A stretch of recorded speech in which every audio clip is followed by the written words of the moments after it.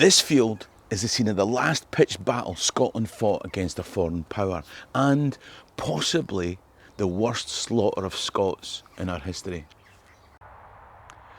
Scotland's had many terrible days in its history, and the tragedies of Mary, our most famous Queen of Scots, are well documented. But it wasn't until I stood in this field that I realised how closely two of those tragedies and terrible days were linked. And that's why I thought I'd bring you here to tell you about two very different days in our history. On one day, a battle caused by a wedding that didn't happen, and the other, where a wedding that did happen led to a battle that didn't. If you're interested in the people, places and events in Scottish history, then click the subscribe button at the bottom right of the screen. In the meantime, let me tell you a story. The narrow dip here in this field running north to the Forth estuary is called Pinkie Cleugh. It's crossed by the Edinburgh to London rail line. Now, I'm guessing that as Scots head south to Newcastle, Darlington, York or London, they seldom look out their windows to consider this field.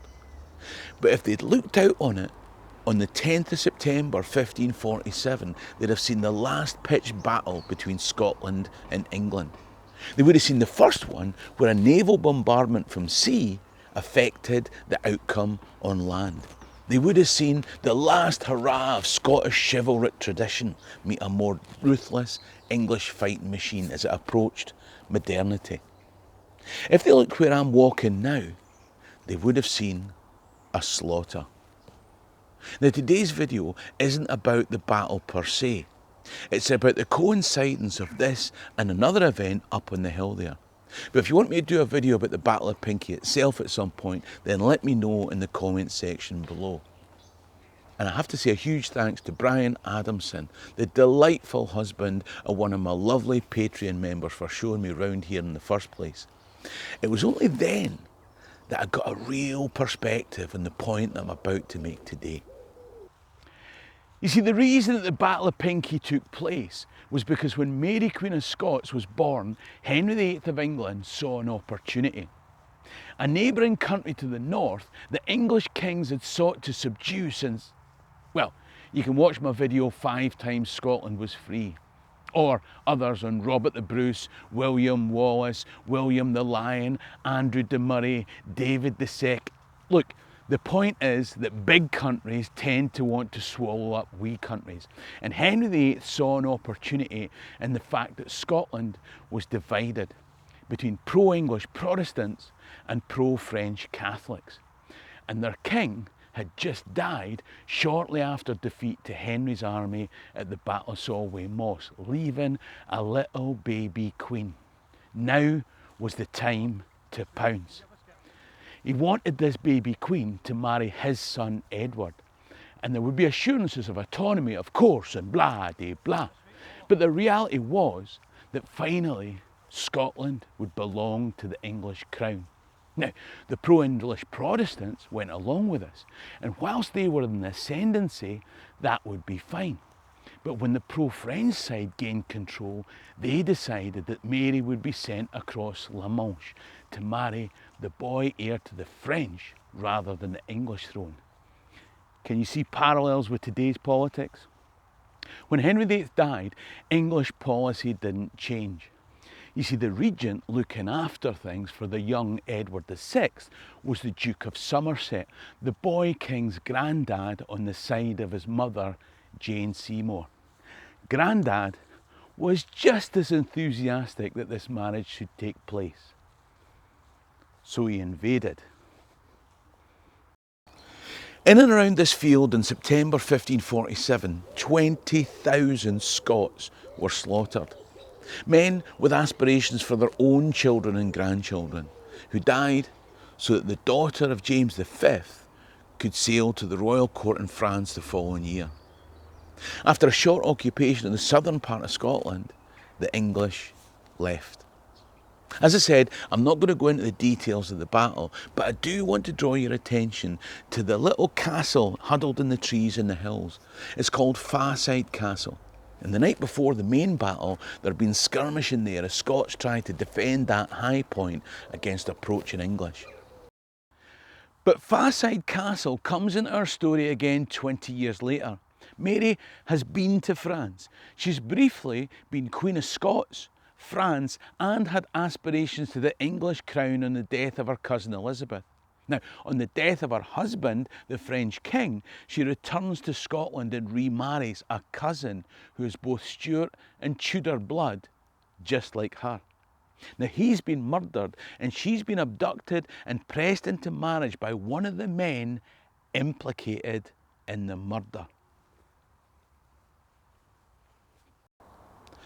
And on the 15th of June 1576, the rebel lords of the congregation, some of whom themselves might have been involved in the murder of Darnley, came from the other direction towards Faside seeking vengeance.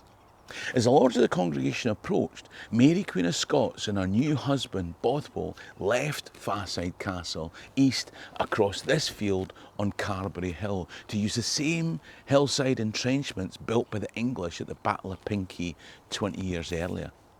She was supported by the Hamiltons, as she would be at the Battle of Langside and the world's first assassination by gunshot. I've got videos.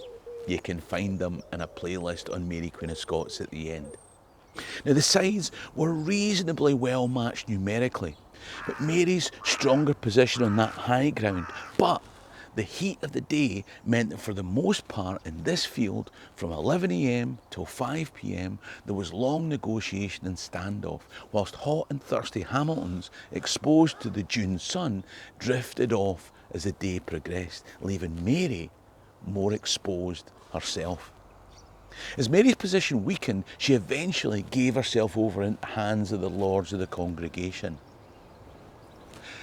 These trees mean that, like many other things notable in our history, the point at which that took place is now shrouded.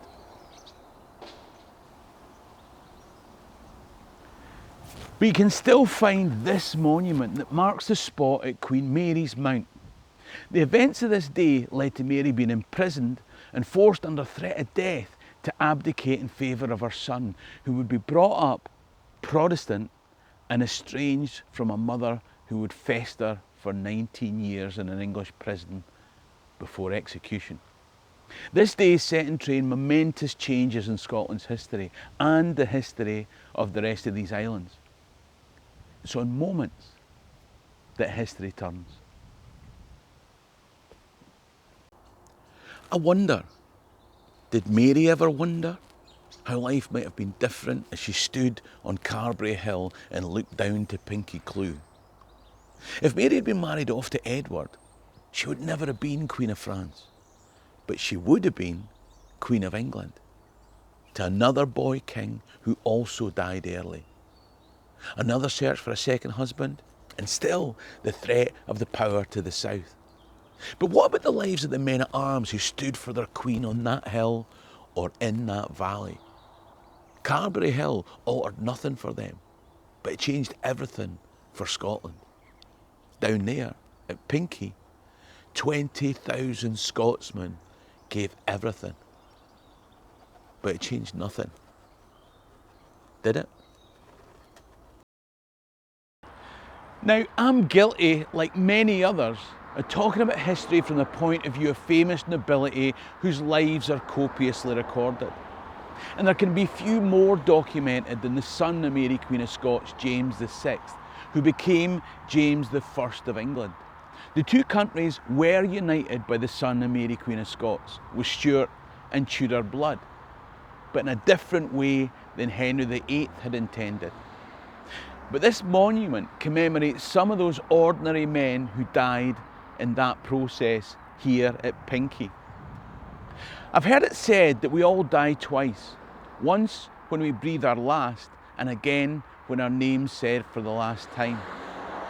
They also tell me that each year on the anniversary of the battle, the names of 20 of those ordinary men are read out. If you're ever in the area on the 10th of September, why not come down to hear them?